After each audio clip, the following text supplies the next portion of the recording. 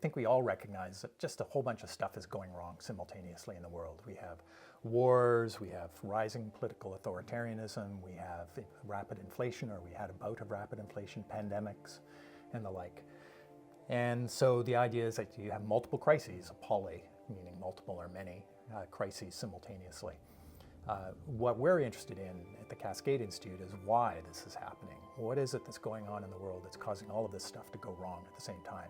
And I know that a recent report from Cascade identified some big gaps in the research and some opportunities. And could you talk a little bit about what some of those major gaps are and how your report suggests addressing them as well? Sure. So one of the critical things we need to figure out, if there are so many things going wrong at the same time, is what are the connections? What are the synchronization mechanisms that are causing these things to happen at the same time?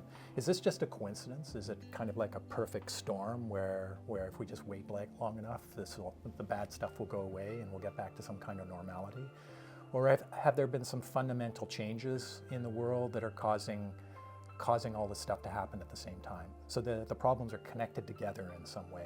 And we're arguing at the Cascade Institute, we believe that there are connections, a lot of which aren't fully understood.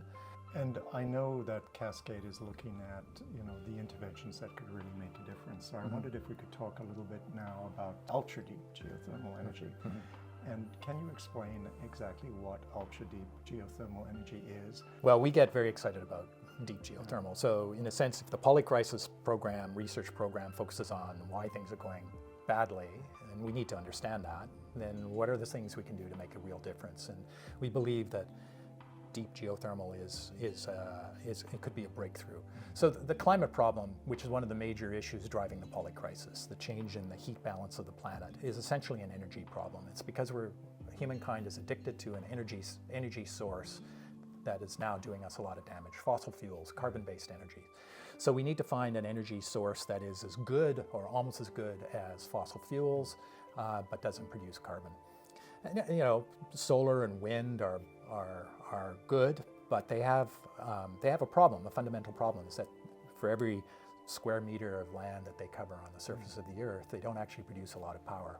Geothermal, where you drill down into the ground and you tap heat that's deep in the ground and bring it up to the surface to drive your turbines to generate electricity, could have a power density equivalent to nuclear power plants. It's just the kind of power we need, and there is massive amounts of it, more than we could possibly ever want for any possible trajectory of humankind's development in the future. Ted, what I've found so remarkable about the work you do here is how you can be looking at ultra-deep geothermal one day and Donald Trump presidency the next day. So I wondered if you could talk a little bit about the report that is just being released by the Cascade Institute, looking at the impact of a potential Trump presidency. Well, I think everybody understands that Trump is a disruptor.